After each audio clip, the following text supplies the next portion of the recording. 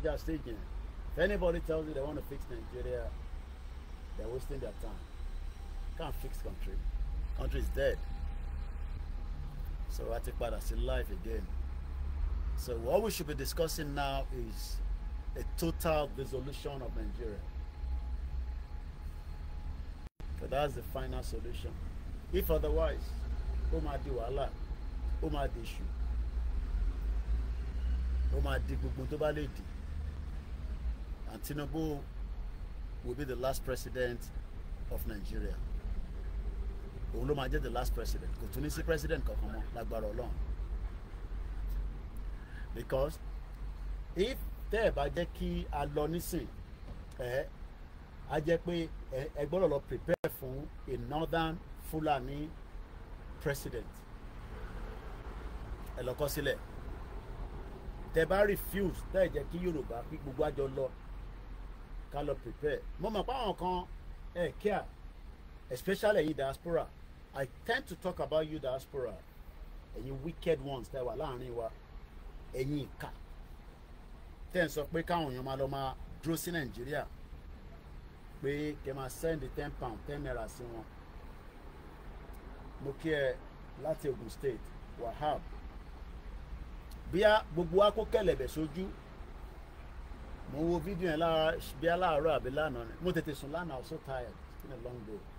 Driving to Moshalano and take a there, but do for long. You know, she jáde mọ́ lánàá. Ta ló ti rí fídíò mọ́ 14 years old. Mo dẹ̀ máa sọ raw ni torí yẹn n tó lè fi yé wa nìyẹn. Ó pa bàbá ẹ̀, ó wá gé oko bàbá ẹ̀, ó fi lọ fi ṣògùn owó.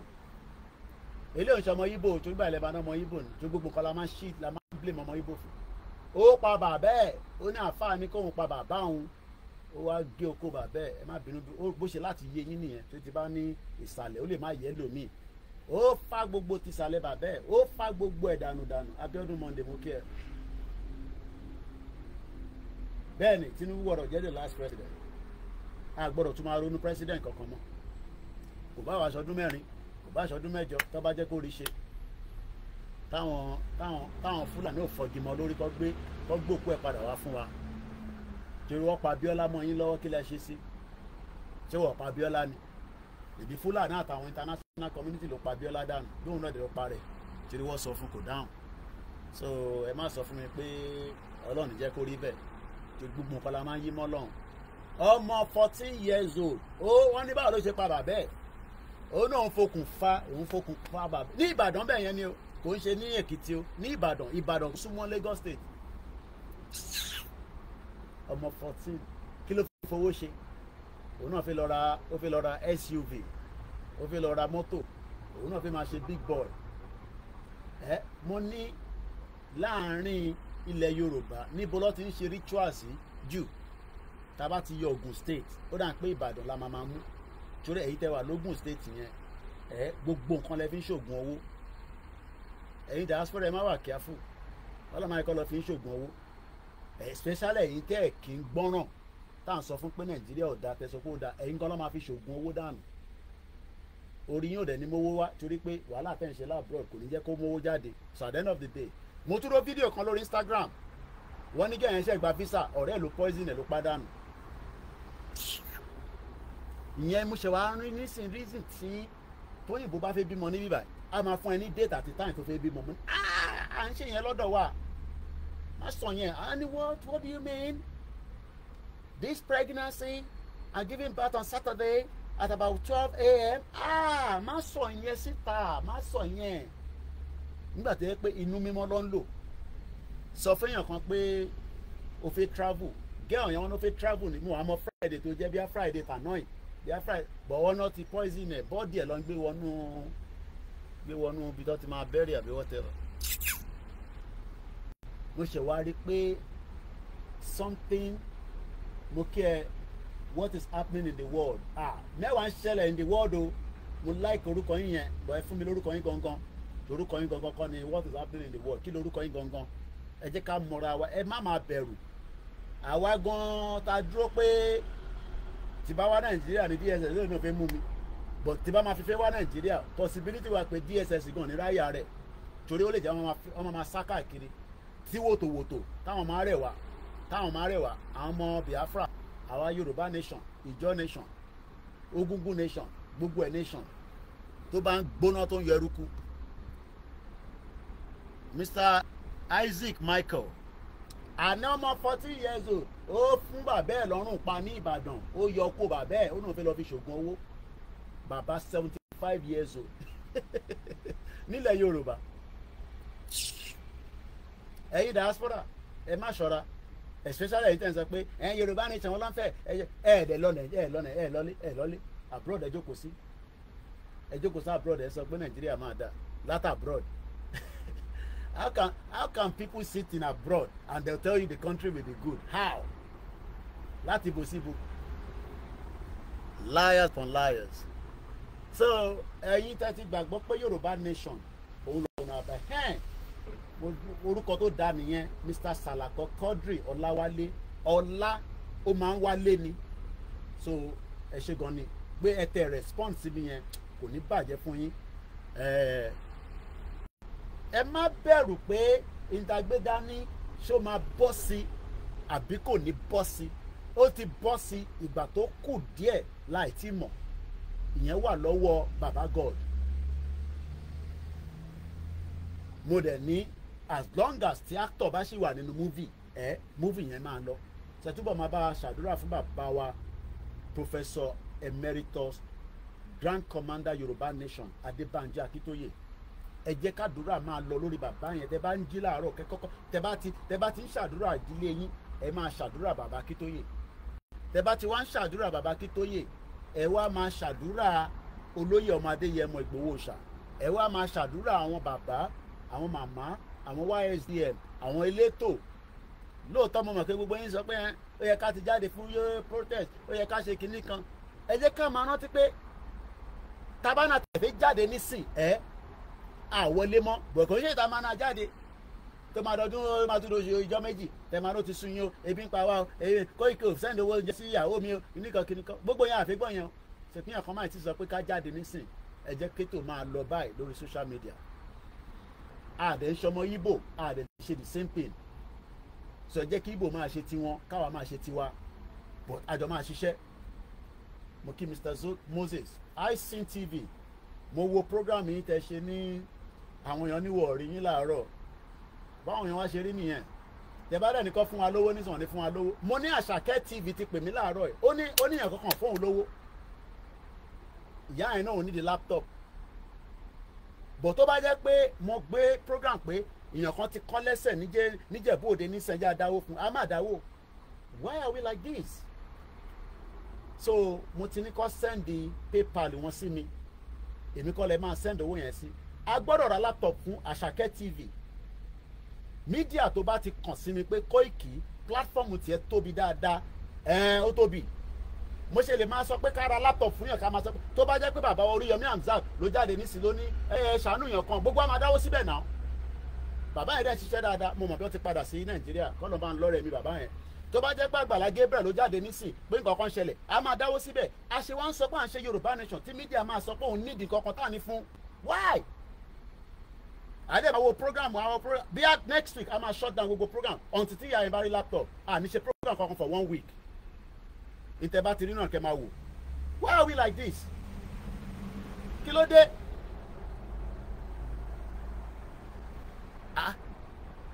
Ní kọ́ fún wa lówó ká fẹ́ fi jẹun, laptop tá máa fi ṣiṣẹ́, tá máa fi pariwo Yorùbá nation. Kò ní bàjẹ́ fún iSyn TV. Ẹ máa ká ṣe bẹ́ẹ̀ náà. Tó bá yẹ pé ibi tẹ́ ń dáwó gidi sórí àwa lọ́wọ́ ni, èmi ò tẹ̀ ní wá sọ́dọ̀ yín. Màá kọ́ yọ 2000, màá fún ìyá yẹn. Mo ti ní kọ́ lọ bá mi bèrè èlò ló ń ta laptop. Brand new. Èlò ló fi ta laptop. Why are we like this? Àwọn ọmọ program, ẹlòmíì ò comment, ẹlòmíì ò share. No encouragement. Tó bá jẹ́ pé àwọn tó ń ṣìdí, tó ń ṣókó, tó ń ṣí ọyàn sílẹ̀, ẹ máa lọ fún wọn ní TikTok, ẹ máa lọ fún wọn ní credit, ẹ máa fún wọn ní gbogbo ẹ̀. Ṣé torí pàwọ̀ ògbókó síta, ṣé kí n máa gbókó síta lórí sórí? Ṣé yẹn ni mo wá ṣe ní bíbà? Àbí kí n wá àwọn obìnrin kan máa gbé àgbọ̀yàn síta? À ń sọ̀rọ̀ ilé ayé wa ní bíbà. Ìyá tó ń ṣe program lójoojúmọ́, ó náà wọn ní di laptop. Àdẹ̀ rí láti bí 2 weeks. Àdẹ̀ ní sọ pé ó ti rí laptop. Àárọ̀ ẹ̀ lọ́tún sọ fún mi pé àwọn ò tí ì rí laptop yẹn rà. Mo ní kí ló dé? Àwọn èèyàn pè yín ni. Why are we like this? Kò dáa náà. àná àwọn tó wà Nàìjíríà àwa tá wà ní diaspora a ṣe lè sọ pé à ń ṣe show tíyàn kan dẹ̀ need the assistant tí iṣẹ́ tó dẹ̀ gbé dání iṣẹ́ Yorùbá Nation ni ìyá yẹn ò fi ṣe prostitute tó bá yẹ kó jáde ní sí pé iṣẹ́ prostitute ló ń ṣe lórí show ni màá sọ pé má dáwó sí ọ̀rọ̀ Yorùbá Nation ló gbé dání látàárọ̀ tí ilẹ̀ máa fi ṣú Monday to ṣé ẹ mọ̀ káwọn èèyàn tó ń ṣe Yorùbá Nation irú àwa ní sí fúta èmi ò lọ́bíṣẹ́ kankan sẹ́ ìtẹ́mi gbé dání lélẹ̀ irú ìyá yẹn ní sáà ti lọ́bíṣẹ́ atúndélé atúntàn kámẹ́rà á join gbogbo ẹ̀ papọ̀ why we like this kò dáná ẹ máa ká ṣe yẹn a rí 4,000 5,000 people wo gbogbo wa $1 £1 ìyá yẹn àti ra laptop yẹn náà kò dá ẹ máa ká ṣe yẹn kò dá rárá o ní tó bá dá ò dá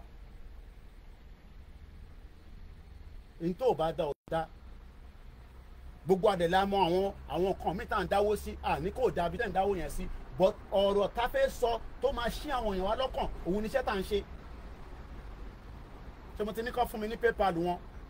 tó bá ti fún mi ní ẹ má sanwó sọ́dọ̀ tèmi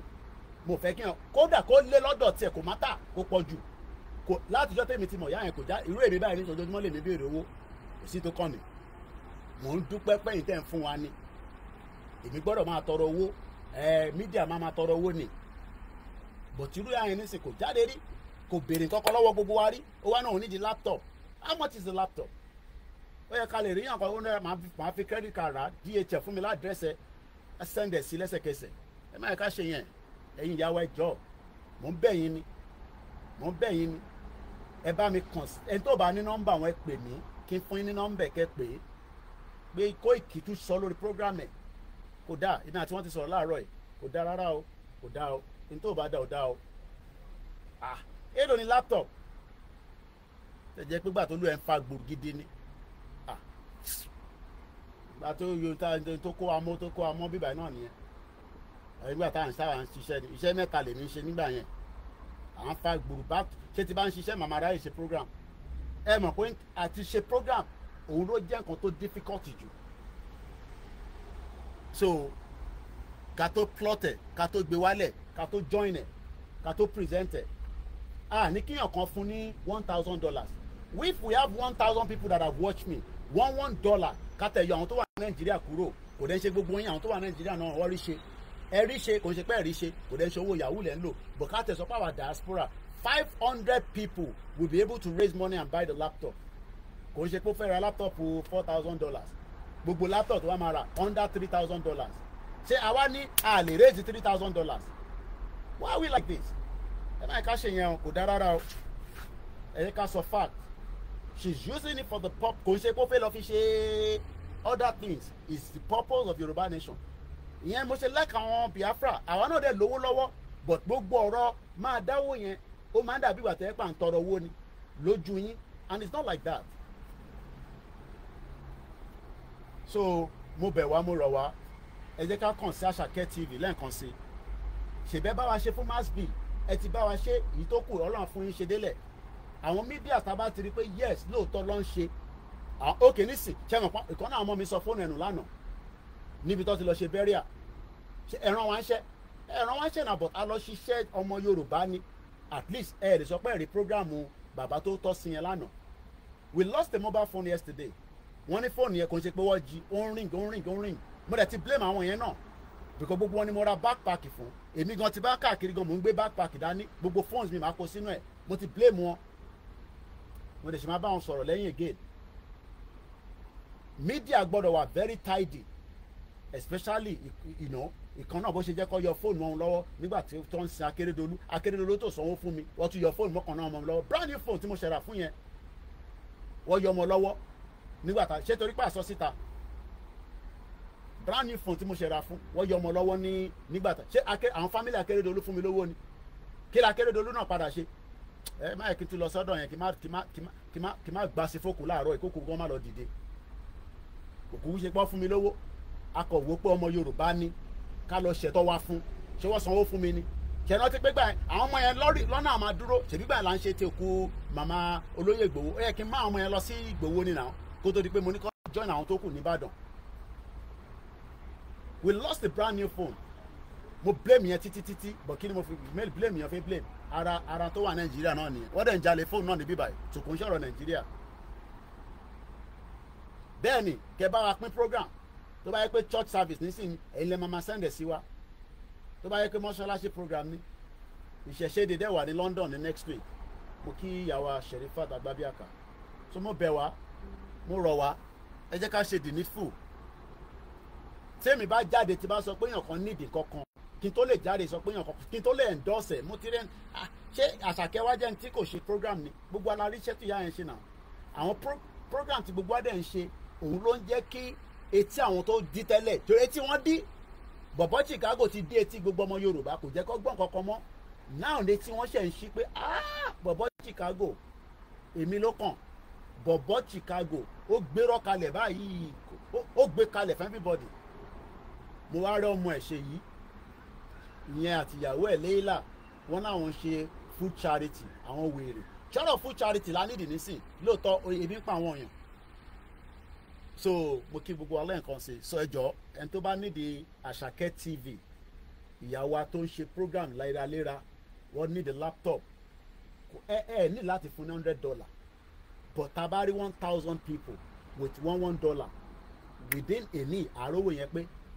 ok PayPal ẹ̀ màá send $3 sí PayPal náà máa yọ probably maybe 2.50 cents or whatever á ṣe di £2.50 ẹ̀yẹn jẹ́ kí program yìí tán kí gbogbo yín bá wa send owó yẹn sí àárọ̀ ọ̀la máa lọ ra laptop yẹn á dẹ̀ fi wọ̀nyí torí ó dáhùn pé a tún láì ká ra nǹkan ká máa fi wọ̀nyí ṣọ́ ti ra laptop yẹn ṣé ti bá tẹ̀ lówó tí mò ń rà bọ̀ màá sọ fún yín pé mi ń rà bọ̀ nígbà tó yẹ pọ̀ forí mi fágbọ̀n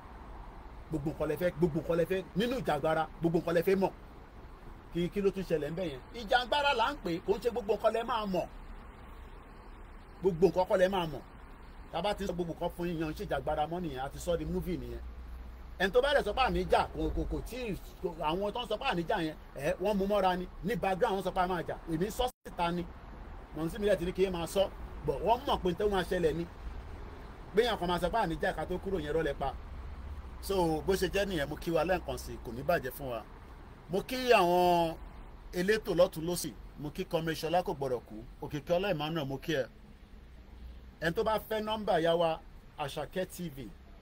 mo wá mọ nọ́mbà tó máa fẹ́ lò ẹ pè sí mi lẹ́yìn kí n má lọ fún wọn ní private number ẹ mọ̀ pé gbogbo ala ní numbers tí ilé gan ti kú mixella gan ti kú mo ń bọ̀ ẹ jẹ́ kúkú fún opportunity ẹ pè yá yẹn wọlé so ẹ jẹ́ kí èmi kúkú pè wọ́n wọlé so àwọn á lè san nọ́mbà tó jẹ́ tí ẹ lè lò láti fi bá wọn sọ̀rọ̀ kí n má lọ fún yín ní wrong number.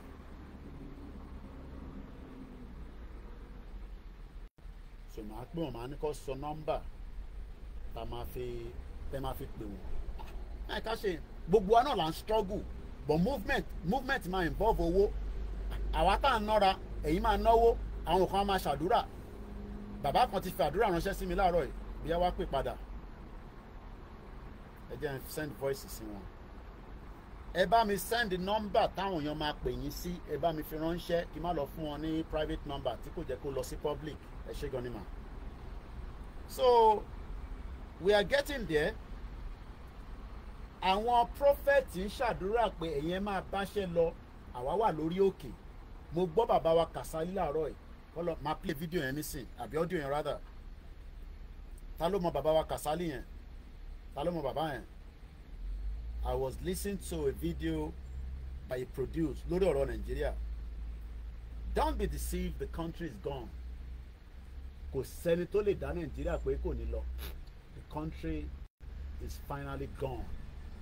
tẹ́ bá sọ pé ó ti lọ òun lọ̀rọ̀ Nàìjíríà mo kí brother mi ní Hong Kong làwọn tí ń ṣayé mo fẹ́ connect speaker ìmọ̀lẹ́ mi speaker àwọn ọmọ yẹn kí n ti rà mí gan sunny kò dẹ̀ ń tètè rí so mo fẹ́ play yá kí n ṣe báyìí kí n play látòrí ilé sọ yín tẹ́wàá ń báyìí ẹ jẹ́ kí n disconnect ẹ̀yìn kí n gbé yín wọlé látòrí bíbà ó dáhùn pé yẹn máa better ẹ jẹ́ ká end ilé because ilé ló connect mọ́ speaker yẹn ẹ má bínú ìtọ́wà lórí Instagram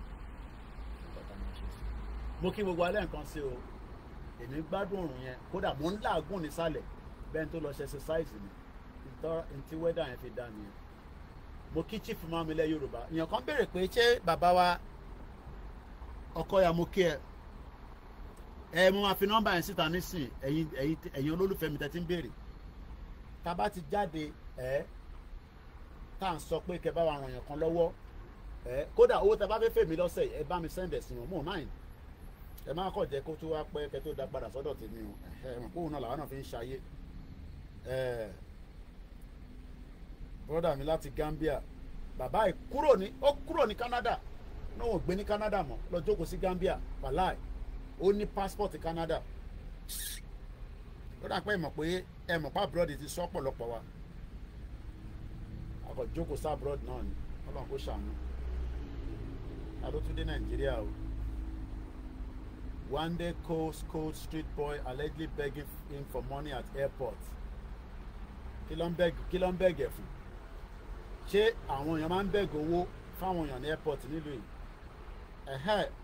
mo ti pè yín lẹ́ẹ̀kan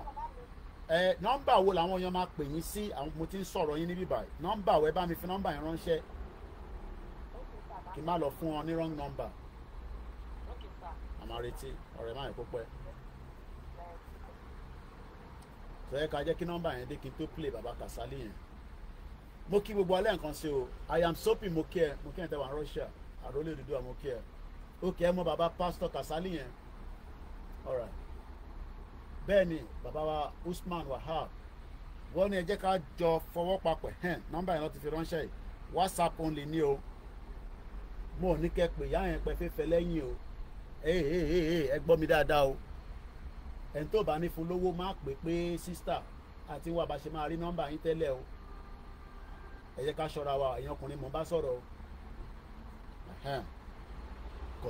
ìyàwó lé ni o ètò bá dẹ̀ ti jẹ́ ìyàwó lé èèyàn ń lọ bá pé mo fi fẹ́ o tẹ́ ẹ̀ bá lówó tẹ́ fẹ́ fún ẹ fi wọ́n sílẹ̀ lọ́rùn o so nọ́mbà náà lélẹ̀ +212 7766 90961 WhatsApp nìkan bó ṣe kọ́ lédè Yorùbá nìyẹn àwọn tẹ̀ tó fàmì sí +212 7766 90961 tó bá gbáwó yẹn jọ 500 people $10 níbi $20 gbówó yẹn bá tẹ̀ lé kò má tà wọ́n á dẹ̀ máa fi tó kù náà fi ṣara gírí so mo bẹ̀ wá mo yọ̀rọ̀ wá pé kẹjọ kẹ bá wa so màá fi nọ́mbà yẹn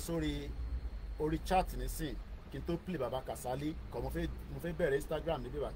àwọn tó wà lórí Twitter space àfẹ́ àwọn yẹn sílẹ̀ láàárọ̀ yìí so àwọn yẹn á manage ara wọn so nọ́mbà yẹn mo ti fi síta yẹn fẹ́yìn tí ẹ̀ ń béèrè nọ́mbà sísítà wa ẹ bá mi pè wọ́n mo mọ̀ pé kò easy so bọ̀ àwa ń bẹ̀ yín ni àṣàkọ torí àlọ ṣé kí ní kí ìyàwó ẹ lọ bá olóṣèlú ṣé mọ̀ pé tá a bá sì lọ bá olóṣèlú ọmọ gbé invoice wá síta ni wọ́n ní àṣàkẹ́ náà ti wá gbowó lọ́wọ́ mi ìyẹn lọ́mọ máa gbé sọ́dọ̀ àwọn blogging àdẹ̀fẹ́ gbowó lọ́wọ́ olóṣèlú kankan so àwa náà lájọ máa yí papọ̀ láàrin ara wa so mo kí wa lẹ́ẹ̀kan sí so we don't want to get money from any stupid politicians because olóṣèlú lórí burúkú ni wọ́n lówó tó lè fún Àṣàkẹ́ kódà wọ́n lè náà fi dé sálẹ̀ iṣẹ́ olóṣèlú nìyẹn olóṣèlú òun fọ́nbìnrin lówó àfi tó bá fi dé sálẹ̀ they are born bastard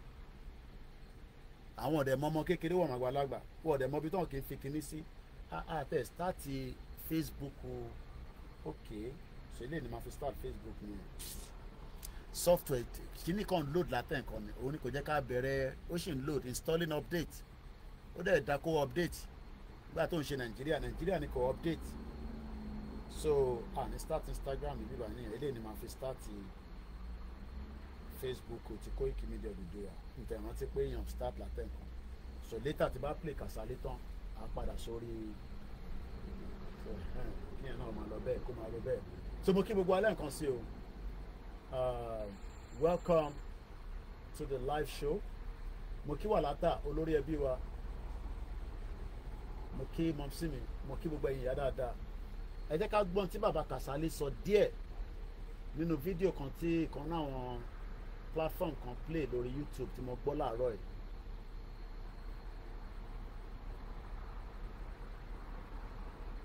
bọ̀bọ̀ Chicago 419 onírọ́ ó ti gbérọ́ kalẹ̀ èmi ló kàn ti gbérọ́ kalẹ̀ fún gbogbo ọmọ Yorùbá. ok wòlíì Kàsálí ti tú àṣírí ìjọba Tinubu òun làkọlé àwọn tó máa ń lo àkọlé ọlọ mo wí kémi náà máa wọn àkọlé báyìí kọ ẹ jẹ́ ká advert yẹn lọ ẹ jẹ́ ká tan bluetooth so ìtafẹ́ gbọ́ wòlíì Kàsálí mo kí Àjìjàgbara Media TV ẹ̀yin tẹ́ ṣe ń darapọ̀ mọ́ wa ẹ má bínú pé àtètè start lọ́dọ̀ yín díà lọ ṣubú o so mo kí wa lẹ́ẹ̀kan sí pé welcome to the program. Mo kí bàbá wa Wọlé Emmanuel kọ́lọ́n kó gbà wálẹ̀ lọ́wọ́ ìyá mi Victoria mo kí yín mọ́mì Mr. Gani mo kí yín ẹ má bínú pé transmission yẹn cut off lẹ́ẹ̀kan àwọn iron lady mo ní tó bá yẹ pé mo ní owó tó tówó ni màá ní kọ́ lọ máa ṣe training bó ṣe ń yìnbọn wàláì màá ní kọ́ lọ máa ṣe training bó ṣe ń ṣe body protection fún àwọn Yorùbá mi Ìgbòho ṣá kò sówó àwọn dúró dáadáa iron lady Ìgbòho ni wọ́n owó iná ni owó iná nìkan owó ní ìrìn àjò yìí owó wà lára tó slow it down a gbọ́dọ̀ máa ṣe àwọn oríṣiríṣi nǹkan a gbọ́dọ̀ máa rúbọ ní gbogbo ìgbà owó ló fi ń rúbọ bíyàn bá ní kíyàn lọ sórí òkè lọ ṣàdúrà gan o gbọ́dọ̀ fún wọn lówó bó bá ní kí àáfà jókòó sórí awọ kó ṣàdúrà tó bá máa fi parí àdúrà yẹn tán wọ́n gbọ́dọ̀ tàjẹ̀ sílẹ̀ wọ́n gbọ́dọ̀ pẹran so ẹ̀sìn mẹ́tẹ̀ẹ̀ta yìí náà ló ní ìdówó so wọ́n dẹ̀ ní yá aláà òun náà ní yá so bó bá yẹ pé owó tó wó wà lọ́wọ́ mi àwọn iron lady yẹn màá ní kọ́ kúrò Nàìjíríà àwọn bí àwọn 20 màá rán wọn lọ sí ìlú tó ti máa train wọn dáadáa wàá mọ bó ṣe ń yìnbọn a gbọ́dọ̀ ní sniper láàrin wọn a gbọ́dọ̀ ní ẹni tó jẹ́ intelligent láàrin wọn bẹ́ẹ̀ ni wọ́n sọ bọ̀gbà tá a lówó yẹn so àfi ká máa yìn wọ́n ẹ kú iṣẹ́ takuntakun Mr. Adesoyobo mo kí yín lẹ́ẹ̀kan sí i mo kí ìyá mi dáadáa mo rẹ́ níkẹ́ ẹ ṣé gan ni ẹ bá ń kí gbogbo àwọn ọmọ àtàwọn grandchildren Ọlọ́run jẹ́ àṣẹyàn àwọn ìyá àgbàlagbà tí n bá lówó mo sọ fún yín tó bá yẹ pé owó gidi wà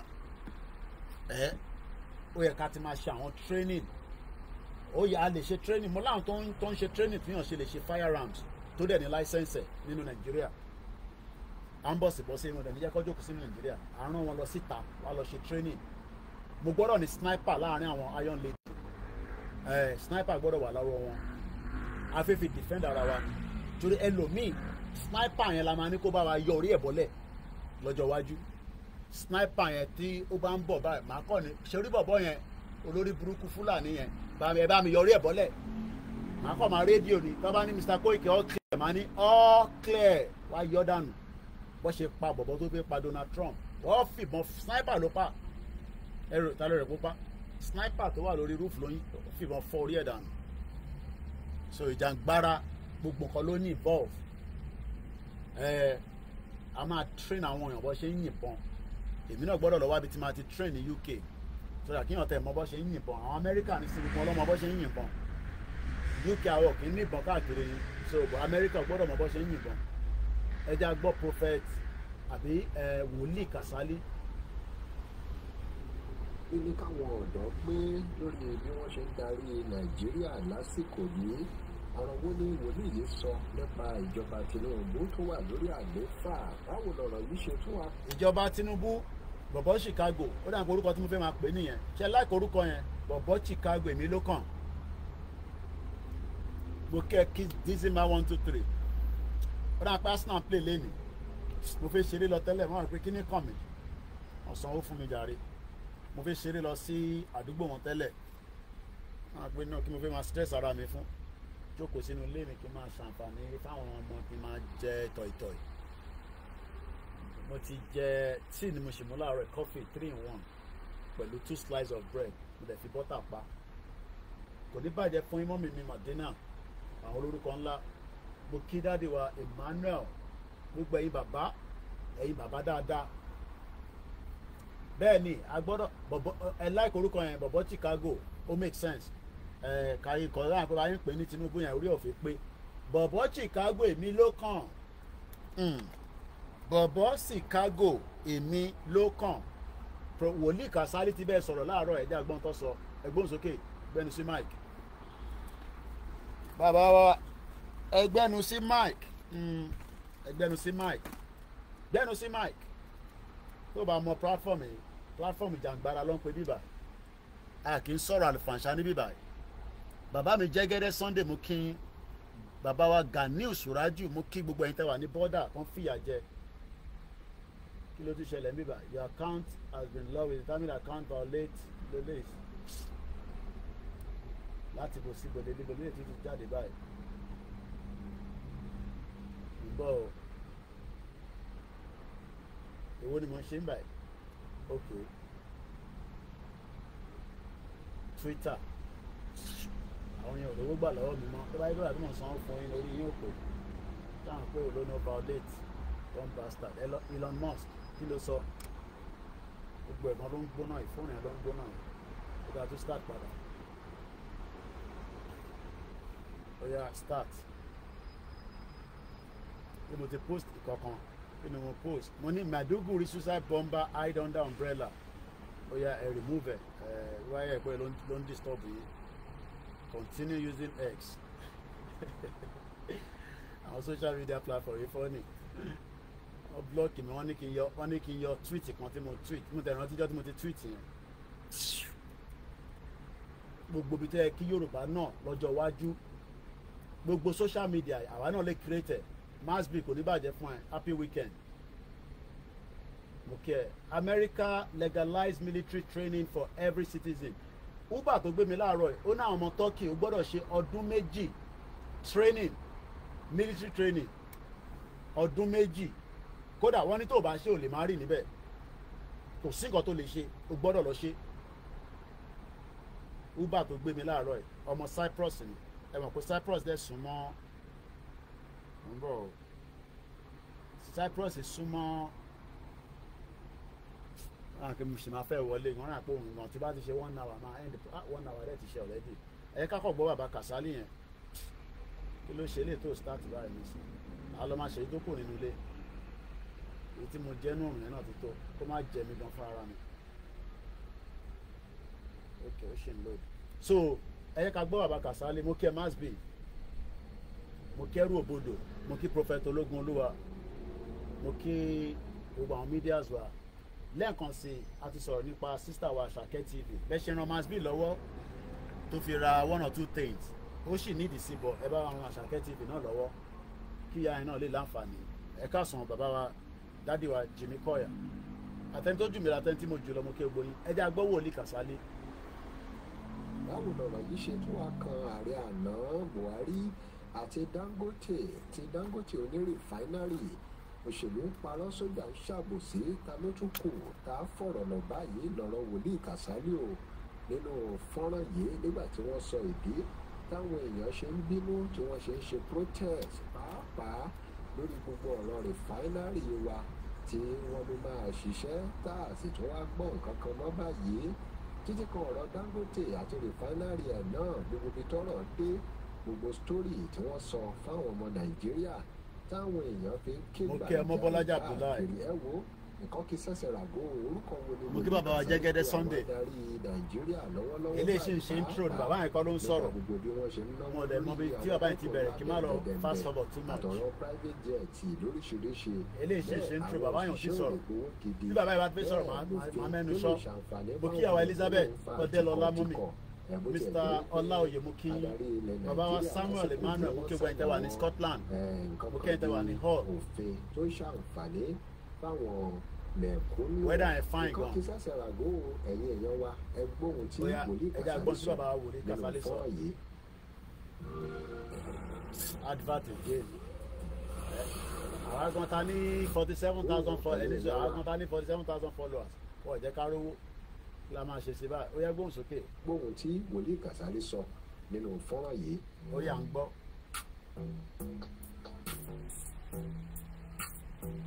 ó yá bẹ̀rẹ̀. Welcome to Plus Blogger TV. Remember to like, share and follow us. a ti like a ti share. ìjọba wa ẹ̀yin aláṣẹ wa ẹ jẹ́ wá bẹ̀yìn báyìí o torí téèyàn bá sún kó bá kẹ̀gìrì yọ pàjùdà o. ẹ jọ sà. mo like ọ̀rọ̀ yẹn mo fi máa ṣe analysis lé lórí. Vicky James mo kí yín mà bàbá wa láti United Arab Emirates happy weekend. bàbá mi alájà olúwaṣọ̀gá alájagun mo kí yín. wọ́n ní tíyàn bá sún kàn gírí kí ló máa ṣẹlẹ̀ tẹ́ bá lé ewúrẹ́ kàn gírí kí ló máa ṣẹlẹ̀. wòlíì Kàsálí ń sọ̀rọ̀ ẹja mú díẹ̀ nú ọ̀rọ̀ tó sọ ó lè wúlò fáwa náà bíbá. sún kó bá kẹ̀gìrì yọ pàjùdà o. ẹ jọ sà. Tinubu bí tálíkà ipa olówó òkà o. Okay. ṣé bàbá yìí lẹ ní nǹkan ẹ fẹ́ wò lórí omi. tálíkà ò lẹ́rù mbẹ̀. ṣẹgbọ́n tí bàbá yìí sọ tó bá yẹ pé mi ni mò ń sọ̀rọ̀ nísìn ẹ̀ ní mo ti ń sọ̀rọ̀ jù. mo kí bàbá wa Patrick mo kí àwọn Biafra mo kí àwọn gbogbo ọmọ Yorùbá mo kí àmì lẹ́ẹ̀kan sí i. tálákà has nothing to lose. bí Nàìjíríà ṣe wà nísìn àwọn òní kankan ta fẹ́ lose but ọmọ Yorùbá ló ń fi sentiment sí Koiki ẹ má dá wàhálà lẹ sáà rí èkó $100 million nísìn kí lẹ fi ṣe ẹ ṣe gan ni bàbá mi Olúṣọ̀gá $100 million ní Tinubu gbà lọ́wọ́ Dangote àmọ́ ibi tó kó sí. tálíkà ò lẹ́rù mbẹ̀. ẹ̀yin lẹ́rù ní ìfẹ́ fẹ́ mú pápákọ̀ òfurufú. tálíkà ò lọ́ọ̀rì kankan. àwọn ọlọ́bì kankan we have nothing to lose. kí lẹ fẹ́ yẹ̀wò sá. a gbọ́ ní ayé ìjọba yìí tó lọ pé kí ni sá. àwọn pàṣẹjì omi tí so lẹ́rùn àwọn ti mọ̀ wọ́n. àwọn tí orílẹ̀-èdè jẹ́ fígbà náà owó orílẹ̀-èdè yìí. so nígbà tó mọ̀ wọ́n kí ló dé tó arrest wọn Mr. Ọlámilékan Ládélé mo kí yín nígbà tí Tinubu mọ àwọn tó bàjọba jẹ́ lánàá kí ló dé tí kò arrest wọn kó fi wọn sínú prison. àwọn kéde wọn láìpẹ́. mo kí ní Scotland bàbá mi Emilọlá Olúwaṣe wọn ní ẹ kú ètò wọn ní Scotland làwọn tí ń wò mí ẹ̀yin náà ti wà ní fine weather á bá wa lára mu àkó èrè oko délé kò ń ṣe nu Nàìjíríà ilẹ̀ Yorùbá ni mò ń sọ o gbogbo ẹ tó bá ní project ní Nàìjíríà ẹ gbé yẹ̀wò dáadáa torí ọ̀rọ̀ Nàìjíríà bó ṣe wà yìí ó ti mẹ́hẹ̀ bàbá mi Kàsálí kílẹ̀ sọ́sà ẹgbọ́n sókè sà àbí wòlíì Kàsálí 8 years. Hallelujah. ìjọba kan kéde lórílẹ̀‐èdè yìí pé àwọn kábídàánú àpẹjẹwẹ̀ ó ní wọ́n wà nínú ìjọba òun kò mọ́ wọn bọ́ tàbí lọ. bàbá ẹ̀yìn tó ń ṣẹ́nu kò ní Buhari nìyẹn Buhari sọdún 8 gbogbo wọn lọ́mọ̀ pé láàrin wọn ń bẹ̀ Bello Matawali defence minister ara àwọn terrorist ni Shettima terrorist ni Ganduje terrorist ni gbogbo àwọn wòlíì àwọn ń sọ̀rọ̀ kan délẹ̀ ìyàtọ̀ àwa àti wòlíì nìyẹn èmi ò ṣe wòlíì journalist lèmi èmi máa là á mọ́lẹ̀ ni òun béèrè ẹ̀rí lọ́wọ́ mi máa béèrè ẹ̀rí wọnú igbó lọ kún wàá rẹ́rìí tó bá wọnú igbó lẹ Yorùbá lọ tó bá gé orí ẹ̀ padà. òní yìí ọ̀láyẹ̀ Yorùbá lọ́jọ́ ń lọ́nu. ẹ gbọ́. à ń gbọ́ sà. ìgbẹ̀rún lọ ìgbẹ̀rún lọ ẹni á dísà ètò òpó lápá. kódà mò ń gbọ́ pé wọ́n ní Ondo Èkìtì òjò rọ̀ rárá kí ló ṣẹlẹ̀ kí ló dé tó jò rọ̀ nílẹ̀ Yorùbá ṣé wọ́n ṣe àwọn nǹkan tó yẹ kó ṣe létùtù ni a ti sọ gbogbo ẹ̀ dín àbí kí ló ṣẹlẹ̀ tí òjò rọ̀ tójò bá dẹ̀ ti rọ̀ nínú ọdún yìí báwo làwọn èèyàn ṣe fẹ́ gbìn nǹkan gbogbo fáàmù táwọn ọmọ mi ṣe tá máa ń ṣe yẹn gbogbo nǹkan tó gbìn síbẹ̀ pátá ó ti bàjẹ́ kò dẹ̀ sí kí ni irrigation níbo nìyẹn ti fẹ́ jáde ibi tí iná bá wà lẹ́yìn a máa ṣe irrigation àní Nàìjíríà ò gbádùn. bẹ́ẹ̀ ni bàbá mi Ganiu ẹ má bẹ̀rẹ̀ mi kọ́ mo ní fídíò yẹn so ẹ máa mú láti máa cutting and out. bàbá Ganiu ní irọ́ ń parọ́ fún irọ́ bọ̀bọ̀ Chicago nìyẹn èmi ló kàn bọ̀bọ̀ Chicago wọ́n ní owó drug wọnú àkáǹtẹ̀ nígbà tó wà ní Chicago bọ̀bọ̀ Chicago mo kẹ́ Yorùbá Nation TV àbí Yorùbá Nation la fẹ́ lórí Yorùbá Nation rather lórí Instagram bọ̀bọ̀ Chicago èmi ló kàn gbóhùn sókè Wòlíì Kàsálí ń bẹ sọ̀rọ̀. kí ló le tó báyìí lára wa. kò yẹ kí ẹni tí a bá ọmọ tá a bá sọ Ládégòkè tí ò bá lè gẹnu ọ̀nà wọ́n yóò parúkọ dà. ó dà. òṣèlú ń parọ́ sọ́jà ń ṣàbòsí. ṣé àṣẹmọ yẹn ni bàbá. ta ló tó kù ká fọ̀rọ̀ lọ báyìí. àfẹ́ Elédùmarè àfẹ́ Ọlọ́run nínú gbogbo àwọn ẹ̀dá láyé ọlọ́pọlọ pípé ni mo mọ Yorùbá sí. ìyẹn láyé àtijọ́. ó ní mo ṣe fẹ́ bá wọn sọ̀rọ̀ lédè Yorùbá. àwa náà ti ń gbọ́ yín sà. ká gbọ́ ní títà àti gbọ́ ẹ̀gbọ́n Ìbàdàn. a ti ń gbọ́ dáadáa sà. ẹ gbọ́ lẹ́kọ̀ọ́. kódà mò ń gbọ́ ní London dádì. ẹ gbọ́ lóńdó. àná tí mo ti ń bá yín ẹni sùn ẹ̀yin Áfíríkà nìkan lẹ́yìn tí ń sọ ibi tí bá yín gbé kúrò láfíríkà program tèmi all over the world ni wọ́n ti ń gbọ́ ní Cuba gbọ́ ní Panama gbọ́ ní everywhere inú ilẹ̀ Yorùbá nìkan lẹ́yìn sọ èmi tí bá yín gbé láfíríkà àwọn èèyàn wò mí ní Gambia báyìí wọ́n wò mí ní Somali wọ́n wò mí ní Sudan wọ́n wò mí ní Afghanistan so èmi tí bá yín gbé kọjá ibi tí ẹ̀yin gan rò bàbá wòlíì Kàsálí ẹ̀ ń sọ̀rọ̀ sàkílẹ̀ sọ́dádì ẹ ní àwọn kinní kan parọ́ fún rọ́ ìyẹn ti wá tipẹ́tipẹ́ bọ̀bọ̀ Chicago ló ń parọ́ lọ́wọ́lọ́wọ́ báyìí ẹ bá mi larúkọ ẹ̀ mọ́ ókè ẹ̀ lè sọ orúkọ ẹ̀ má bínú èmi nìkan mọ̀ ọ́n lè sọ bọ̀bọ̀ Chicago èmi ló kàn 419 certificate forger àwọn kan ní ṣe bóun tẹ̀sí bẹ́tà di Buhari lọ kí ni ìyàtọ̀ àwọn méjèèjì báyìí nígbà tí Buhari ti gbé lọ́ọ̀fù lọ báyìí. sí ẹ rántí pé kò tí wọ́n fi dáná sunlé ara wọn ni kí ló bì. àti dáná sunlé ara wa bàbá yìí kí n bó lẹ tún lọ báyìí ẹ̀ ń sọ pé wọ́n fi dáná sunlé ilé wo ló ń sun àwọn ọmọ Yorùbá ní Koiki má jẹ́ kó sun Lagos àwọn ọmọ Igbo máa sun Lagos o bọ̀bọ̀ Chicago dẹ̀ ti gbé 6 billion sílẹ̀ àwọn ọmọ Lagos ní ebi ò pa wọn tábà bíyàn kan dá kó sọ fún mi pé bí ń pa yín ní Lagos state máa jùkò fún yín láti bíbá yín ebi wo ló ń pa yín bọ̀bọ̀ kì í share fídíò yẹn fún ẹ màá share link yẹn pẹ̀lú ẹ tí bá ṣe tán bọ̀bọ̀ Chicago ní òun ti kó 6 billion fún yín 500,000 àdúgbò kankan junction kankan òrówó tiẹ̀ gbà máa lọ bí wọn mo rí Portable tó tún complain ní róòdì kan ọmọ àlè ẹni ẹ kó gbẹnu sí Mike ṣèbó ní kọ́ máa jáde fún protest onólówó kì í jáde fún protest mọ́tò tó ra máa damage sí gbogbo títì yẹn ni ò ní rí mẹkáníìkì bẹ́ẹ̀ tún ṣe. ìgbà tí wọ́n jagun Elédùwẹ̀ bí gbogbo wọn. bàbá egun Elédùwẹ̀ èmi ò tí ì dá ayé ńgbà yẹn egun ogun olè ń sọ so wọ́n ti ń jagun bọ̀ tipẹ́tipẹ́ làwọn èèyàn náà wọ́n ń sá fógun. bàbá mi Adémọ́lá kílẹ̀ sọ Yorùbá nation military is a lasting solution a gbọ́dọ̀ bẹ̀rẹ̀ sí train àwọn èèyàn sílẹ̀ ni but láti train ò ń ṣe máínmáín bàbá bẹ́ẹ̀ bá fẹ́ mi lówó nísìn àwọn Ìgbòho iron lady mo tẹ̀ wọ́n fẹ́ bá mi kó 20 kọ́ bá mi kó wọn jáde a lọ train wọn níta láàárín 20 yẹn mẹ́rin wọ́n gbọ́dọ̀ train wọn bí sniper tó bá wà lórí roof kó bá mi yọrí àwọn Fúlàní terrorist yẹn wálẹ̀. bàbá wòlíì ní a ti ń jagun ti pẹ́ ẹnu tèmi kọ́lẹ̀ ti máa gbọ́ bàbá wòlíì Kàsálí tó bá ń tán pẹ̀ bẹ́ẹ̀ lọ gúgúlẹ̀ wòlíì Kàsálí ló ń sọ̀rọ̀ kí lẹ sọ sáde. fèsì láyé gbogbo wa la bá tàn lẹ̀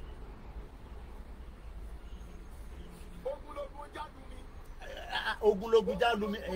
so that means pé Yorùbá ti ń jagun ti pẹ́ la wá ń sá fógun nísìn so tẹ́mi bá ń pè ogun ẹ̀ máa ní àfẹ́ ogun so ìran Yorùbá máa ń jagun ni so èmi mọ̀ pé ìran Yorùbá ń jagun bọ̀ bàbá wòlíì Kàsálí ti bá mi endorse láàárọ̀ yìí àbí lọ́sàn-án ìrádà ní aago 12 àbọ̀ fẹ́ lọ lù wọ́n ní ogunlogun já lómi ó dà pé wọ́n sọ wẹ́ẹ̀tẹ̀ náà bẹ́ẹ̀ wọ́n ti sọ ẹ bí àmọ́ ìgbọ́ ni ẹja gbóhùn sókè ẹgbóhùn sí Mike ogunlogun já lómi kíríjì kí ni ìbọn tí àwọn òyìnbó lò ń gbà yẹn nígbà tó bá ní wá ní ọdún kíríjì. wọ́n ní ìbọn táwọn òyìnbó ń lò lọ́jọ́ lọ́hùn má lọ dira ọba Solomon kan sọ pé má lọ dira ikú pa ẹ́ má lọ dira torí tó ń bọ̀ lọ́wọ́lọ́wọ́ má lọ dira má bí wípé bó lọ́ ti ń dira problem tiẹ̀ nìyẹn lọ dira torí àwọn Fúlàní fẹ́ jagun ìwọ náà ò jagun lọ́wọ́ fídíò tí mo pè sórí social media láàárọ̀ ẹ̀ lórí mọ́tò bike ní gbogbo wọn wà tó ń rọ́bọ̀ á fìbọn fọ orí ẹ̀ dànù. ṣé ó yẹ ká máa lo ẹni sùúrù bàbá wòlíì ní tá à ń sọ fáwọn gọ́vnà nìyẹn ẹ kó ṣakabùlà lé Àmọ̀tẹ́kùn lọ́wọ́ àwọn kan pé AK-49 ẹ wá ní kó wọnú gbó lọ bá wọn á pa gbogbo wọn dànù ni ó kọ́ ẹ pé àjẹsára táwọn bàbá yẹn ń jẹ nìkan ló ń jẹ́ kó dúró díẹ̀ ni tó tẹ̀ kí Fúlàní máa wọnú igbó kó máa pa ọdẹ tó yẹ kó ní ó yá gbébọn owó ẹ lé mi lọ́wọ́ jókòó síbẹ̀ yẹn àtẹ̀mọ́ kí ló tẹ̀ dé lọ́dọ̀ lórí gbogbo àwọn fámà tó máa ń pa yẹn nínú igbó yẹn ṣé wọ́n lógún mọ́ ni àfi kẹ́ máa ṣoògùn ká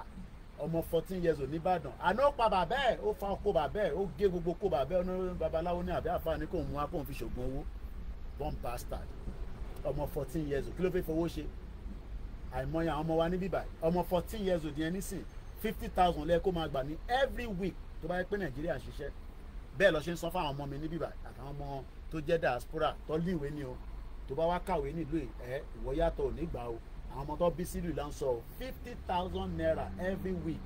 ọmọ 14 years old ó gé oko bàbá ẹ̀ wọ́n ní báwo ló ṣe pa bàbá ẹ̀ ó náà ń fún lọ́rùn pa ní Ìbàdàn eléyìí ṣẹlẹ̀ ní èkó ṣe last year bí ìjẹta lélẹ́yìí mo ṣẹ̀rí fídíò lẹ́ni ní àwọn máa sọ pé dey play Koiki èmi náà ń play lọ́wọ́ ni gbogbo ọlá máa jẹ breakfast lóhùn sókè bàbá Wòlíì Kàsálí. ṣé àpẹẹrẹ tí làwọn bàbá lò tí nígbà tí wọ́n gbọ́ irin burúkú tí fọ́hùn burúkú àwọn ilé ìgbọ́ Yorùbá dáadáa ṣe gbọ́ tó bá yẹ pé mi ni màmá ní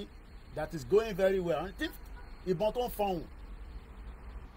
Fúlàní gbé K47 dání tó ń dún tatatatatatatatatatata ẹ̀yìn gbé kakabula kàkàkúkú kàkàkúkú kàkàkúkú kàkàkúkú wàá fìbọn fọ́ orí yín dání. A ní ká sọ fún àwọn gómìnà lòṣì tó ń gba owó kínní.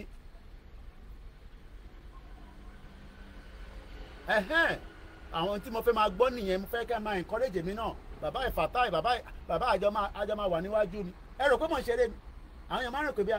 olòṣì kan ní inú comment Germany lówó ọmọ àlè mo ti block bàbá ẹ̀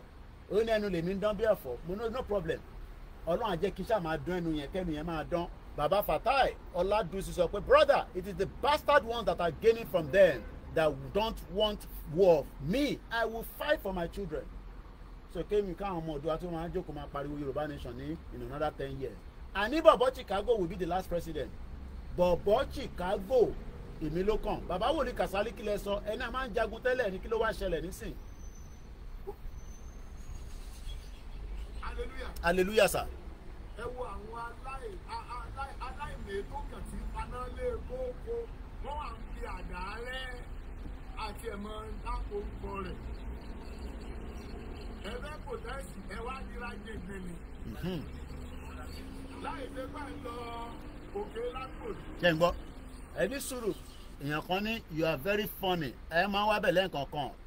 àbí bàbá mi Yínká Ògúndélé wọ́n ní Koiki you are too funny. Bí ẹ bá ní fọ́nì lọ́dọ̀ tiwa adábẹ́ tó yàgbẹ́ sára ni à ń sọ̀rọ̀ tó ń dùn wá lọ́kàn àwọn èèyàn márùn-ún pa ń ṣeré ni mo kí Mr. Adéoyè mo kí Alhaja Adéyẹyè mo kí gbogbo àwọn Muslim Christian Ibrahim Akànjí mo kí yín o bàbá wa Wòlíì Emmanuel mo kí yín Mr. Michael ni let's move on faster than what we are doing now ẹ gbọ́dọ̀ fọgbọ́n ṣe nísìnyí àwọn olòṣì kan ti wà tó fẹ́ jẹ́ kí ó yé yín a gbọ́dọ̀ fọgbọ́n ṣe ni ọgbọ́n la máa fi ṣe nísìn torí ta bá ṣe bá ṣe fi ṣe tẹ́lẹ̀ gbà lọ́ máa ní kinní kan ṣe kinní kò rẹ́ṣẹ̀ ta bá ti jáde tán nísìn ta bá tún máa ní afẹ́ wọlé o ta bá ti jáde nísìn ká jáde tán torí olóyè gan gbogbo a máa fún ní support kò ṣe pé olóyè nìkan la máa lóyà gbóhùn sísè máa lọ síwájú lọ́hùn náà mo kí gbogbo àwọn team àwọn coordinators ní Ìpàràpá ní gbogbo àwọn ọmọ Yorùbá àwọn míì dákẹ́ wọ́n ní Koiki òkùnkùn pé àwa Ìgbòho nìkan lẹ́ ń pè gbogbo iná la kí kódà mo kí àwọn ọmọ Ìbà Gani Adams àwọn OPC bọ́ Ìbà Gani Adams 21st century Ìbà ni wọ́n àwọn kì í já ogun torí wọ́n fẹ́ kí white tó ń wọ̀ yẹn kó dọ̀tí àfi kọ́ máa lọ pamọ́lẹ̀ gbàgà. Gbogbo oyún fíìmù lásán. ṣe gbọ́ mo like bàbá yìí ó ní fíìmù ni ẹni tó máa jagun irú àwa mídíà làwa àwa gbọ́dọ̀ prepare yín so tẹ bá ní ẹnu mi wá rọ̀ bí mídíà ṣe gbọ́dọ̀ ṣe nìyẹn èmi gbọ́dọ̀ prepare yín ni fún ogun tó ń bọ̀ torí a ti wà nínú ogun báyìí bàbá wa Wọlé Ṣóyínká ní the war is at our doorstep ẹ̀mọ̀ káwọn yẹn kàwé the war is at our doorstep what do you want me to do now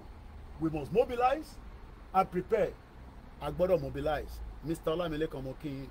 bọ̀bọ̀ Chicago òun ló gbọ́dọ̀ jẹ́ the last president a gbọ́dọ̀ tún máa ronú president kankan mọ́ lẹ́yìn bọ̀bọ̀ Chicago nílẹ̀ Yorùbá ni o báwọn nọ́ọ̀tì bá fẹ́ àwọn nọ́ọ̀tì kan náà ti fẹ́ pín báyìí àwọn tó tẹ̀ ń ṣẹlẹ̀ báyìí ẹgbọ́n sókè ẹni tó bá lóògùn kiri ò ní so mọ́rùn mo ń gbọ́ sà Ìdòwú Michael mo kí ẹ à ń gbọ́ dádì. tó bá mọ bí orí èékánná ẹni gbèmí kàgbákò. oògùn tí ó ń ṣiṣẹ́ fún yẹn ò ní rí kókó garawa. àwọn bàbá àṣà àwọn wòlíì náà máa sọ̀rọ̀ ògùn èèyàn kan wá ní ẹ má ṣoògùn o ẹ má ṣoògùn o ẹ má di ifá o, ẹ má pe Jésù o, ẹ má di kúnkúṣe o, ogun pa ẹ́ dànù. Torí ogun tó ń bọ̀ kò gbọ́dọ̀ pa wá, ṣàgbọ́dọ̀ prepare. Ó máa wáyé kò ní wáyé ká tẹ̀ prepare. Bàbá mi Benjamin Adumati wọ́n ní it is the enemy among us that are holding us back. Bẹ́ẹ̀ ni ọ̀pọ̀ kò ń ṣe àwọn ẹ̀yin Yorùbá ní ṣẹ̀kọ́lẹ̀ yẹn Oòduà, kò ń ṣe àwọn ọmọ Yorùbá, àwọn olóṣèlú lórí burúkú, àwọn politicians, àwọn ni bí àṣàrólé. Èmi ń fẹ́ sọ̀rọ̀ sọ ni. Ẹ bá lọ gbọ́ program àrólé lánàá, gbogbo yín pátá lẹ máa jẹ breakfast bí ṣe máa filẹ̀ nìyẹn. Bàbá Chicago kí ló sọ sà? Ẹgbọ́n sókè bàbá wòlíì Kàsálí. sápòyà ò ní ìdí kókó garawa. hallelujah. Hallelujah. ọ̀rọ̀ nàìjíríà náà ni wòlíì Kàsálí sọ yìí ó ìdí táwọn èèyàn ṣe ń bínú ohun tó yẹ kí ìjọba ṣe tí wọ́n ṣe.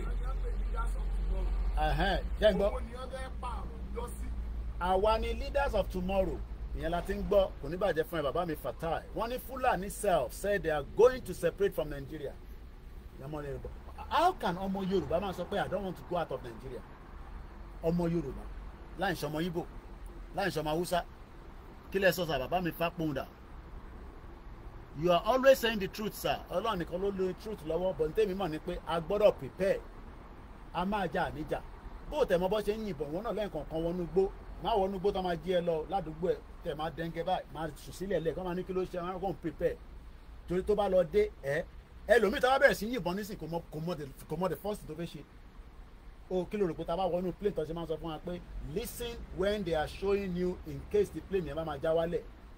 Tó bá bẹ̀rẹ̀ sí yìnbọn nísìn kí ló rò pé o lè ṣe tó dẹ̀ dira. Kí ni the first thing tó fẹ́ ṣe?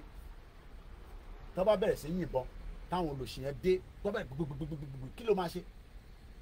Wàá máa sáré kiri pẹ̀lú ìyàwó àtọmọ ẹ̀ ikú pa ẹ́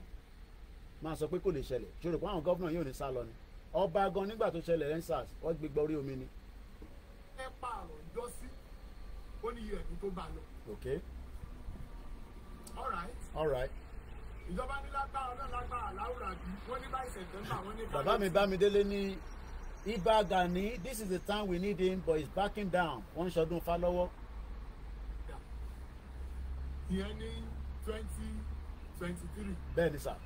nígbà tó yá wọn ló ti bọ́ sí December 1 wọ́n lè kó lulẹ̀. báwo ni December náà bá ní hallelujah. hallelujah o. ìbánárì wa méjì wọ́n gbéra sọ. ẹ ní sùúrù bàbá wòlíì ṣe rí bọ̀bọ̀ Chicago yẹn irọ́ tó wà lórí ẹ̀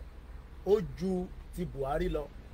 rìfánárì máa ṣiṣẹ́ o rìfánárì Port Harcourt ti rẹ́dí o epo máa já wálẹ̀ o ẹ lọ fọkàn balẹ̀ o gbogbo nǹkan máa lọ lẹ́tùlétò o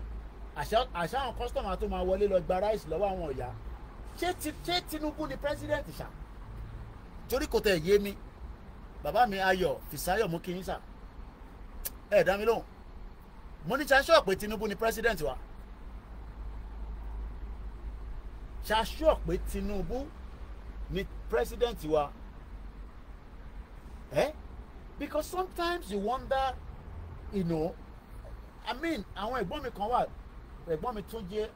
owó fẹsọ̀ gbogbo wọn mo ṣe ń dúró because this impression pé Tinubu máa gbé wa I'm sure wà lábẹ́ programu gbogbo wọn dákẹ́ ṣe aṣọ pé Tinubu ṣì ní president because àwa ló yẹ ká ní custom àwa ló yẹ ká ní sójà àwa ló yẹ ká ní ọlọ́pàá kátẹ gbádùn ẹ̀fọn ọdún mẹ́rin tó máa fi ṣe ládùúgbò àbí gbà tẹ gbádùn ẹ̀ rárá kí custom máa wọlé lọ bọ́mọ Yorùbá ní láfẹnwá ẹ̀yin dẹ̀ lẹ lóògùn ẹ̀ẹ́dẹ̀mọ́ tẹ máa ṣe fáwọn custom yẹn ẹ jókòó síbẹ̀ yẹn kẹ́ máa bọ́ṣọ ṣùgbọ́n náà Abẹ́òkúta lóògùn wọn bàbá prophet Tibetan ló jẹ́ kémi mọ̀ pé àwọn Abẹ́òkúta ló fi oògùn sóúnjẹ fún òyìnbó tó pa gbogbo wọn dànù níbo lẹ gbé gbogbo oògùn yẹn sí àfi kẹ́ máa fi ṣèkà fúnra yín àfi kẹ́ máa fi ṣèkà oògùn kà nìkan lẹ ní àwọn custom yẹn bọ́ ṣe dé yẹn ẹ kọ́ nìkan jókòó ẹ̀yin ìyá yẹn tẹ́ pé oh my I don't even understand báwo lọmọ Yorùbá báwo la ṣe okay àìtí kúrò ní Nàìjíríà ṣé ẹ kọ́ máa fìyà jẹ yín mò ń béèrè ní o àìtí kúrò rẹ̀ ní official mo kí yín àìtí kúrò nínú Nàìjíríà ṣó jẹ́ kọ́ máa fìyà jẹ wá torí kò jẹ́ kíyà jẹ wá expectation wa ni pé nígbà tí Tinubu ti débẹ̀ o kò jẹ́ kíyà jẹ wá bàbá mi Favour Àyìnlá sọ pé I wonder why Ìbà has been docile wọ́n fẹ́ gba contract ẹ̀yin ògbé ẹ̀ka paper last week ni ìbá náà wọ́n fẹ́ kí Tinubu fún àwọn ní security káwọn lè wọnú igbó lọ kọ́ lọ bá Fúlàní bọ̀ wọ́n fẹ́ gbọ́tọ́ra ẹ mọ̀ pé Aláàfin ti wàjà bàbá tó dẹ̀ máa ṣígun fún wọn nìyẹn. So now wọ́n nídi Tinubu náà nísìn kó fún wọn ní contract kò rọ̀ fi ṣe lásán, wọ́n nídi owó lọ́ fi ṣe security mú kí ọgbà ọmọ AOPC. So ibà ọ̀dẹ̀ fẹ́ ká sọ wọ́n dọ̀tí torí wọn náà wá Yorùbá ò ṣe ìjà Yorùbá ò ṣe jà ìyá Yorùbá ò ṣe jà àṣẹ gbèjà Yorùbá so wọ́n ń ṣọdún fa lọ́wọ́ àwọn ìtìrà ayé tiwa nísìn ẹ bá ń kíba o wọ́n ń ṣọdún fa lọ́wọ́ ẹgbọ́n sókè bàbá wòlíì Kàsálí jà ẹ̀ka gbọ́n tẹ́ ń sọ kí lẹ sọ dádì. gbéra sọ January báyìí kámọ̀ ìjọ kámọ̀ iyọ̀ ni olùlẹ̀. Bàbá yìí náà tún sọ pé òtún ní oh my God bàbá wòlíì Kàsálí yìí náà sọ pé ó lulẹ̀ lẹ́nu yín dádì èmi kọ́ mo sọ o kí lẹ sọ Mr. Ọládélé Afọlábí àròlé Odùduwà ní we the Yoruba do not benefit from Tinubu presidency ó ní ọdún kan ṣe ní ká ṣe sùúrù a máa benefit ní next year ṣẹ̀rántí pọ̀ ti kó 2.5 billion kan fún tí ó yá lọ́wọ́ World Bank dẹ̀ ní ó gbọ́dọ̀ fún àwọn aráàlú lówó yẹn but àwa Yorùbá lè ká gbádùn Tinubu jù ṣe ló dàbí pàtẹ́ mọ̀ pé Tinubu wà níbẹ̀ ṣe mọ̀ pé nísìnyí ẹ̀ ká rí bẹ́tà kò ń ṣe no a máa wọ́pọ̀ sọ́dọ̀ ara wa mo lè hate Tinubu mo dẹ̀ hate ẹ̀ mo sọ pé Tinubu táyà tẹ ká gbádùn ẹ̀ lélẹ̀ gbogbo àwọn ọba tí yà ń jẹ yẹn kó pọ́ǹpù owó fún wọn káwọn ọba yẹn pọ́ǹpù owó síta kó sọ fáwọn governors bóyá a máa jalè díẹ̀díẹ̀ o a máa fẹ́ wọlé nígbà yìí o máa pọ́ǹpù owó fún yín allocation tá a bá gbé síta ìta máa fẹ́yìn lọ́tọ̀ bẹ́ẹ̀ ló ti yẹ kó rí Buhari ṣe jù bẹ́ẹ̀ lọ fáwọn tiwọn ṣe nìyà wa ń jẹ gbogbo wa ṣá ìyá wa ń jẹ gbogbo wa àtẹni tó jẹ́ Libra àtẹni conservative Adéyínká grandson nísẹ́nu ẹ ti wọ wẹ̀ẹ́ kò lè sọ̀rọ̀ báyìí kò lè gbóhùn sí máìkì mọ́ Adéyínká grandson ò lè gbóhùn sí máìkì mọ́ ṣèbó ń bú mi ní ó ń bú ìmọ̀ àti gbowó ṣèbí Tinubu ti débẹ̀ ẹ bá mi bí brother mi Adéyínká grandson pé ṣèbí Tinubu ti débẹ̀ kí ló tún ṣẹlẹ̀ báyìí kí ló ṣẹlẹ̀ tí Tinubu ò fún yín ní restructure regionalism ṣèbí Tinubu ti débẹ̀ mo rí ìyá mi comfort ológun jà àwọn tó dẹ̀ máa ń fún mi lówó dáadáa àròlé ìwọ fún mi lówó rí o kí ló ṣẹlẹ̀ brother mi send check yín o ṣe ìgbowó oṣù ni mo kí n lẹ́ẹ̀kan sí o Tinubu wà lórí oyè kí Yorùbá má tẹ̀ mọ̀ pé Tinubu bẹ lórí oyè ká tẹ̀ jàǹfààní ẹ̀ Nàìjíríà ò tí ì pín náà bó kí ló dé tá a jàǹfààní Tinubu ìyẹn mo ṣe ń sọ Yorùbá mo fẹ́ káwọn ọmọ Ìgbò gbọ́ ni o ká jàǹfààní Tinubu náà security àjàǹfààní ẹ̀ economy àjàǹfààní ẹ̀ Mr. Ọlámilékan ní lórí irọ́ ní Gani Adams ẹ̀yin lẹ sọ bẹ́ẹ̀ o orúkọ yín mo dá o kò ń ṣe Kóìkì ló sọ mo kọ̀ ká síta ni o ibà náà wọn ò kì í jà 21st century ọ̀rọ̀ ẹni tó máa dẹ́ ṣígun fún bàbá yìí nísìnyí ó dìgbà tá a bá tún yan Aláàfin mi Ṣèyí Mákindé má fún wa ní Fúlàní Aláàfin o ẹ má dá wàhálà lẹ̀ sílẹ̀ Yorùbá o bàbá kan tó ní ń pínwó káàkiri tó yẹ pé wọ́n ní Fúlàní ni bàbá ẹ̀ àfẹ́ wàhálà nílẹ̀ Yorùbá o kí lẹ sọ Mr. Fatunbi Ṣọlá ẹni Yorùbá nation la fẹ́ bọ̀bọ̀bọ̀ Chicago náà wọ́n fẹ́ Yorùbá nation ẹ̀yin tẹ́ máa ń kọ Yorùbá ẹ̀ má yẹ kéyìn mi lọ ká láàárọ̀ yìí o Mr. Adéoyè ní Kóìkì mo ti sọ pé mo sọ wípé tí a bá Kóìkì mo ti sọ wípé tó bá dé ojú ṣúṣú ìkèwò ní ṣúṣú tíyàn bá lọ́tọ́ ilé bá fẹ́ yá àgbẹ̀ ló ń jẹ́ bẹ́ẹ̀ ẹ jẹ́ ká máa là mọ́lẹ̀ àwa táwa lábúrò máa ń láì ká là nǹkan mọ́lẹ̀ bá fẹ́ lọ́tọ́ ilé tìdí sí ìdí mi máa àárín méjì yẹn á ṣí díẹ̀ ìgbẹ́ yẹn á jáde ó wá depend lórí ìgbẹ́ tó bá fẹ́ yà ìgbẹ́ worowóró wà ìgbẹ́ ṣírúṣírú wà ìgbẹ́ àwọn ìgbẹ́ kan wà tíyàn bá dé Nàìjíríà ìgbẹ́ running stomach gbogbo akọ́ máa fọ́ pẹ́pẹ́pẹ́pẹ́pẹ́pẹ́pẹ́pẹ́ àwa dé Pampers fún bọ̀bọ̀ Chicago àtẹ ẹ mọ̀ pé Tinubu ni president lọ́wọ́lọ́wọ́ kí ló dé ọmọ Yorùbá ó dá àbá Tinubu jà ẹ bá wa bẹ̀ Ṣèyí Tinubu abẹ́ bàbá ẹ à ń bẹ bàbá ẹ nísìnyí àbájá mọ́ àlébi ń pa àwọn èèyàn kí lẹ sọ ẹni lórí raw government ní Nàìjíríà ẹ á ti mọ̀ yẹn tẹ́lẹ̀ àníkọ́ àtẹ̀ gbádùn Tinubu ká tó pín Koiki where do you want me to send the account UK ní kẹ́ send ẹ̀ sí mo nídìí owó ní UK Nàìjíríà yẹn ẹ jẹ́ ká fi Nàìjíríà sílẹ̀ àwọn tèmi kí ló ń ṣẹlẹ̀ gangan bọ̀bọ̀ Chicago ó dá àbá Tinubu jà máa wá Yorùbá nation àbájá but ebi ń pa àwọn èèyàn nílé ebi o kí ló sọ Gani ẹlẹ́mi ni the best ẹ má tàn mí tí DSS bá gbé mi ní sẹ́yìn ní mi ni the best o. Koiki, please tell them Yoruba have been sold níbo lọ́ọ́ ta sí báyìí China èmi ò fẹ́ sọ̀rọ̀ kíní kan tó bá àwọn China kó má da plane padà má kó dá padà àní Nàìjíríà ti pín gbogbo tó kù a sì ń play chess card ni gbogbo àjọ ń play chess card kódà àwọn Haúsá gan fẹ́ pín Nàìjíríà bàbá wo lè gbóhùn sókè sá. nígbà tó yá o wọ́n ní pẹ̀lú ògùn Ọlọ́run ilé epo pọnpọ Dangote. tó bá ti ń pọ Ọlọ́run yẹn ṣe rántí pé ó lè Gbajabiamila Froster l'Amẹ́ríkà ó ní Almighty Allah mò ń bọ̀ ó yà ń pọ̀ wà nínú ilé yìí ẹ rántí fídíò yẹn may Almighty Allah we give President Tinubu he will let him make it ṣe rántí fídíò yẹn orí láptọ̀pù náà ló wà ìyẹn mo ṣe gbé jáde alien wẹ̀ yẹn ló lè gba òun wọlé ibo ni chief of staff wà o chief of staff Mr. Koiki díẹ̀ ni ti Fúlàní àwa Yorùbá leaders ní parọ́ mọ́ mi Sherifat Agbabiaka díẹ̀ mo lo àlọ́ ìtò má lọ fi owó sínú ọlọ́mí o àrólé Odùduwà ẹ pè mí o ẹ ní nọ́mbà mi o ẹ fi owó sínú ibi tó yẹ ká àkáǹtì lọ ní o àwọn tí mi dẹ̀ ti sùn máa pè fún yín later but a ní nọ́mbà ara wa náà ẹ̀yin ẹ pè lẹ́yìn kí n fún yín lákáǹtì gidi ṣe rántí tí Fẹ́mi Gbajabiamila gbogbo sùúrù ṣé tèrè àwọn tó wà ní Sùúrùlérè ibi tí Fẹ́mi Gbajabiamila wà kò jẹ́ kí a máa jẹ yín lọ́wọ́ ẹ pè mí lẹ́yìn ètò no ṣé ẹ̀ṣẹ̀ ni pé kaná tún fẹ́ gbádùn Tinubu torí pé àdìbò fún àmọ́ pé àwọn ọmọ Biafra ò dìbò fún Yorùbá nation náà ò dìbò fún ṣé ìtorí ẹ̀ ló ṣe ń fìyà jẹ wá ṣé ìtorí ẹ̀ ni Tinubu ṣe ń fìyà jẹ gbogbo wa okòrè àlè lọ economy wọ́n tún wọlé lọ sí Láfẹ́nwá wọ́n lọ ń gba ìrẹsì lọ́wọ́ àwọn ìyá yẹn kò jẹ́ kó rí bẹ́ẹ̀ ó dà pọ̀ òun lélẹ̀ Fẹ́mi Gbajabiamila kí ló sọ.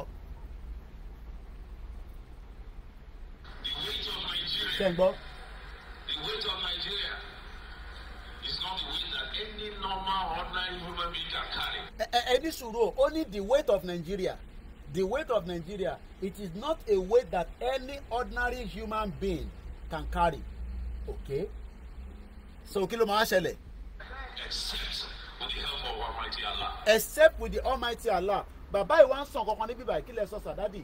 bàbá Wòlíì Kàsálí kí lẹ sọ jẹ́ ń fast forward sẹ́yìn ó yá ẹgbọ́n sókè sà. lọ sí ó ní iye ẹ̀kọ́ tó bá lọ. okay all right. ìjọba ní lágbára ọlọ́lágbára láwùrà bí wọ́n ní báyìí September wọ́n ní ká retí ìyípadà. ṣe ti rí pé rán ni Benjamin Alasọ bàbá Wòlíì Kàsálí ní tó bá ti ń pe Ọlọ́run tó ń pe Ọlọ́run ẹ yàgò fún wọn bọ̀bọ̀ Chicago èmi ló kàn kí ló dé tẹ́bi ń pa gbogbo ilẹ̀ Yorùbá kí ló dé tó ń fi ibi pa wá ó dá àìtí pín bọ̀ kí ló dé tó ń fi ibi pa wá ṣé ebi gbọ́dọ̀ máa pa wá ni ìyẹn lọmọ Yorùbá wá ní Buhari gbé lọ́ọ̀fù lọ Buhari tó pa ọmọ Yorùbá 29,000 wọn ló ti gbé lọ́ọ̀fù lọ kí la máa sọ pẹ̀lú ti Tinubu báyìí o. ìyẹn ní 2023. okay. nígbà tó yá wọn ló ti bọ́ sí December 1 wọ́n lè kó lẹ̀ pàṣẹ ní December náà tá ní hallelujah. ẹni sùn talélé tó ń sọ pé Mr. Remi Oseni nbọlẹ ti ẹsẹ darapọ̀ mọ́ wa ní Sàdádì ẹni do you think it is easy for separation so it is easy to stay together as well ẹni is it easy to separate ṣé ó easy náà pé ká wà together ẹ̀yin bàbá yìí ẹni ṣọ́ra yín pẹ̀lú àwọn comment àgbàlagbà dẹ̀ ní dádì i'm sure pé gbogbo ẹni tó bí ní 1950 nìyẹn èyí lè máa sọ fún wa nísìnyí pé ṣé ó easy láti separate ṣé ó wá easy náà ká wà together ìkọ́kọ́ la máa mú ni mo dẹ̀ tí bùn yín mo sì ń béèrè ọ̀rọ̀ ní dádì o torí mo mọ̀ pé tá a bá ní ká wọ ọjọ́ orí yín sà ọmọ 1950 lọ́ọ́ máa jẹ́ ẹ sọ fún mi pé is it easy to separate ṣé ó wá easy náà ká wà together ìbéèrè ni o a sì ń béèrè ọ̀rọ̀ ni o torí à ń pẹ́ nífẹ̀ẹ́ Tinubu àbí ṣé ẹ̀yin ni granddaddy Tinubu tí bàbá kí tó lè fi sọ pé ká separate yẹn tó bá yẹ pé ròyìn náà bá wa sọ fáwọn members yín tẹjọ́ ń ṣe club tẹjọ́ ń ṣe kinní pé ó yẹ kí Yorùbá ti ṣé ibi tí Yorùbá wà ló yẹ kó wà lẹ́ni dádì ṣébi tẹ àti ìbúyàn akàn sọ̀rọ̀ ni o ẹ dẹ̀ rí pé ọmọlúàbí ni mí ṣébi tẹ ṣé torí pé kò easy láti separate sí ká wà ní Nàìjíríà kébí máa pa wá kíyà máa jẹ wá tó bá yẹ pé gbogbo ẹ̀yin náà bá fọwọ́ sí àti rìn jù báyìí lọ bọ̀ torí pé ẹ sì ń dúró kí àwọn bàbá Adébóyè sọ fún yín ẹ sì ń dúró kí àwọn chief man kankan sọ fún yín bí ẹ dẹ̀ ń dúró dé kí àwọn international community gbogbo yín pátá kò ń ṣẹ̀yìn dádì o la máa forí yín fàgbọ́n mo sọ pé yín o gbogbo yín pátá ẹ̀yin bàbá òfò ẹ̀yin bàbá tẹ́ ẹ̀ fẹ́ yẹ ká lọ gbogbo yín la máa forí yín fàgbọ́n pẹ̀lú bọ̀bọ̀ Chicago